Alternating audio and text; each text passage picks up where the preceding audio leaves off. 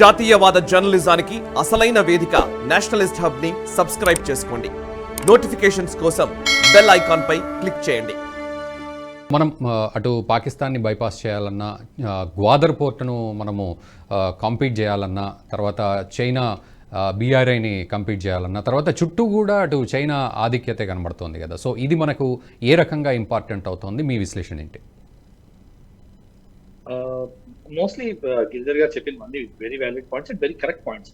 ఆ string of pearls beat చేయడానికి మనం ఎప్పుడు 2003 జనవరి నుంచి మనము ఈ చాబహార్ పోర్ట్ రెండు పోర్ట్స్ ఉన్నాయండి. అక్కడ 1200 ఎకరాల ల్యాండ్ లో ఉన్న పోర్ట్స్ ఈ రెండు, కలంతరి ఒకటి అండ్ ఇది ఒకటి, రెండు పోర్ట్స్ ఉన్నాయి ఇక్కడ బేసికలీ. సో ఈ రెండు పోర్ట్స్ లో ఏంటంటే మనము ఒక పోర్ట్ ముందర నుంచి మనం టెంపరీ అరేంజ్మెంట్ చేస్తున్నాం. కానీ టెంపరీ అరేంజ్మెంట్ లో ఏమవుతుందంటే లాంగ్ టర్మ్ ఇన్వెస్ట్మెంట్స్ చేయలేము, స్ట్రాటజిక్ ఇన్వెస్ట్మెంట్స్ చేయలేము, టాక్టికల్ ఇన్వెస్ట్మెంట్స్ చేసుకుంటూ పోతాం. సో దాంతో ఏమవుతుందంటే మీకు ఆ అడ్వాంటేజ్ రాదు మీకు.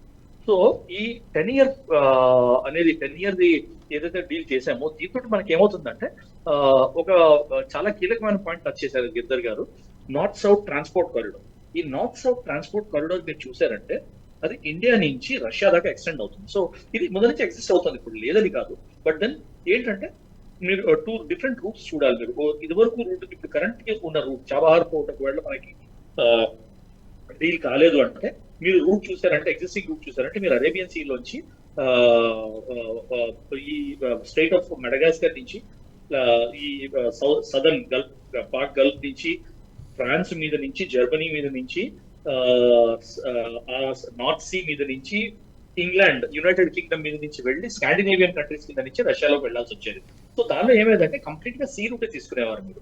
కానీ ఇప్పుడు ఏమవుతుందంటే ఇంటర్నేషనల్ నార్త్ సౌత్ కారిడార్ లో మీకు 70 to 100 kilometers కారిడార్ లో మీరు ఆల్మోస్ట్ ప్రతి 15 టన్నుల కార్గోకి అబౌట్ ఎంత 2 లక్షల రూపాయలు ఆర్ $2,500 ఖర్చు మనము తగ్గిస్తున్నాము. ఆ రూట్ అయితే ఏదైతే మనం ఇప్పుడు ఈ north south corridor 7,200 kilometers route అయితే ఏదైతే చేసామో అది ఆల్మోస్ట్ 24,000 kilometers నుంచి తగ్గి 7,200 kilometers అయింది. అంటే మీరు షిప్ రూట్ మీరు ఇమాజిన్ చేయండి, 3 రోజుల్లోనో 4 రోజుల్లోనే వెళ్ళేది ఒక రోజులో వెళ్ళిపోతుంది. సో దాట్ కొంచెం బిజినెస్ అడ్వాంటేజ్ మీకు ఉంటుంది. అండ్ ఐఎన్ఎస్టీ, మీరు ఐఎన్ఎస్టీసీ అని అంటారు దాన్ని, ఆ కారిడార్ ని, I'm not mistaken, international north south transport corridor అంటారు, కరెక్ట్. సో మీరు కొన్ని సిటీస్ తీసుకోండి, కొన్ని సిటీస్ తీసుకుంటే మీకు క్లియర్ గా స్ట్రాటజీ అర్థమైపోతుంది. ముంబై, మాస్కో, టెహరాన్, బాకు, ఆస్ట్రఖాన్, దెన్ బందర్ అబ్బాస్, అన్ని సిటీస్, ఏ సిటీ అయినా మీరు టచ్ చేస్తే మీరు ఇప్పుడు మీరు చాబహార్ తీసుకోండి త్రూ ఇరాన్, ఇవన్నీ న్యాచురల్ రిసోర్సెస్ చాలా రిచ్ అండి. సో ఇమాజిన్ దీన్ని మీరు కారిడార్ బిల్డ్ చేసి, మీరు ఒక ట్రేడ్ రూట్ ఎస్టాబ్లిష్ చేశారంటే ఎంత బెనిఫిట్, ఎంత ఎకనామికలీ వయబుల్ అవుతుంది, అది ఆలోచించండి. That is number 1. నెంబర్ 2 మీరు చూడాల్సింది ఏంటంటే గ్వాదర్ పోర్ట్ మీరు ఎగ్జాక్ట్ గా జాగ్రఫికల్ గా చూస్తే, గిరిధర్ గారు అంటున్నప్పుడు నేను చెక్ చేశాను, 170 kilometers అండి. 170 kilometers ఈజ్ నథింగ్. అంటే మనం ఎక్కడి నుంచి వరంగల్ వెళ్ళినంత దూరం కూడా లేదు, అది కొంచెం ఎక్కువ అనుకోండి.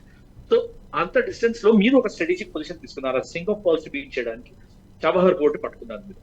సో దాంతో మనకు ఒక గ్రేట్ అడ్వాంటేజ్ ఏంటి మనకి చేతికి వచ్చింది అంటే, ఈ మొత్తం మిడిల్ ఈస్టర్న్ రిపబ్లిక్స్ లోను పైన broken United States, United Russia వాళ్ళ యుఎస్ఎస్ఆర్ రిపబ్లిక్స్ తీసుకున్నారంటే కజాకిస్తాన్, తుర్క్మెనిస్తాన్, ఆర్మేనిస్తాన్, ఇవన్నీ ఉన్నాయి, ఉజ్బెకిస్తాన్, వీటిలన్నిటిలోనూ Oman and Iran, and then Afghanistan అనేది ఒక కీలకమైన లొకేషన్ అండి.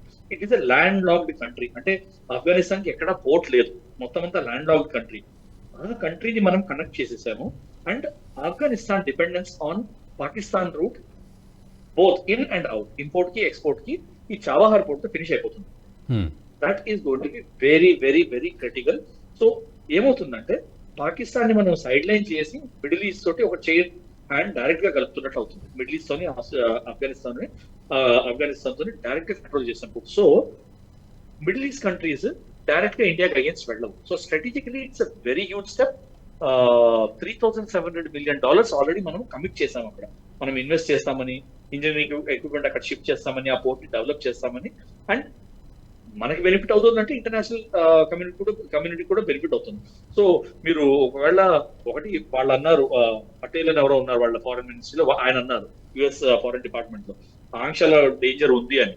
కానీ మీరు ఆలోచించారంటే చాలా స్ట్రాటజిక్ గా జయశంకర్ గారు ఒక కమెంట్ చేశారు, ఇది ఇండియా కోసమే కాదు, ఇరాన్ కోసమే కాదు, అందరికి బెనిఫిట్ అవుతుంది అంటే ఇండైరెక్ట్ గా హింట్ ఇచ్చారు. మీరు మా మీద ఆంక్షలు వేశారంటే ఎన్ని దేశాల మీద ఆంక్షలు వేస్తున్నారో ఆలోచించుకోండి, దానిలో నష్టం ఎవరికి ఎక్కువ ఉంది, ఎవరు ఎక్కువ నష్టపోతారా అనేది ఆలోచించుకుని మీరు ఆంక్షలు వేయడానికి ట్రై చేయండి. సో మీరు వేసినా మాకు పెద్ద నష్టం ఏమీ లేదు అన్నట్టు ఇండైరెక్ట్ గా ఆయన చెప్పారు సాఫ్ట్ గా. సో ఆల్రెడీ బ్యాక్గ్రౌండ్ ఛానల్స్ నడుస్తూనే ఉంటాయి. And I'm very sure Giridhar గారు అన్నట్టు I'm in complete agreement with him. US direct గా అయితే ఆంక్షలు వేయదండి. ఎందుకు వేయదు అంటే ఈ ఐఎన్ఎస్టిసి కారిడార్ తోటి యుఎస్ ట్రేడ్ కూడా, US imports and US exports కూడా లింక్ అవుతాయి. ఓకే, బికాస్ డైరెక్ట్ గా పసిఫిక్ ఓషన్ కి, డైరెక్ట్ గా ఆర్క్టిక్ ఓషన్ కి కనెక్టివిటీ ఇస్తుంది ఈ INSTC corridor.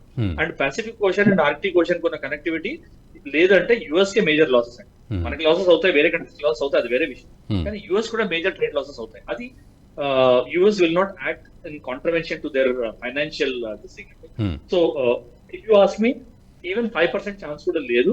And that too specially in era where India US relations are very very strong.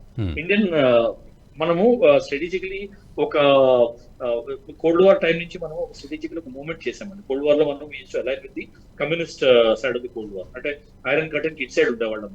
ఇప్పుడు మనం ఇంటర్నేషనల్ రిలేషన్స్ ఎట్లా తయారయ్యాయంటే, చైనాని పాకిస్తాన్ ని పక్కన పెడితే మిగతా దేశాల్లో అన్నింటితోనూ మనం బ్యాలెన్స్డ్ గా, even in the peak of Uzbekistan and Russia war, మనం ఇద్దరితోనూ మాట్లాడము, ఏ కంట్రీ మన మీద కన్యాలు చేయలేము. సిమిలర్లీ ఇజ్రాయెల్ పాలస్తీన్ కాన్ఫ్లిక్ట్ లో ఇజ్రాయెల్ పాలిస్తాన్ ఇద్దరు ఇండియాతో పార్ట్నర్షిప్ మాకు చాలా వాల్యుబుల్ అని ఉన్నారు. So we are maintaining a very balanced international relationship అంటే ఇలాంటి తరుణంలోనూ మన ఇంటర్నేషనల్ లీడర్షిప్, మన పొలిటికల్ లీడర్షిప్, మన ఎక్స్టర్నల్ అఫైర్స్ ఇంత స్ట్రాంగ్ ఉన్నప్పుడు no country will take a chance of imposing sanctions on India అంటే.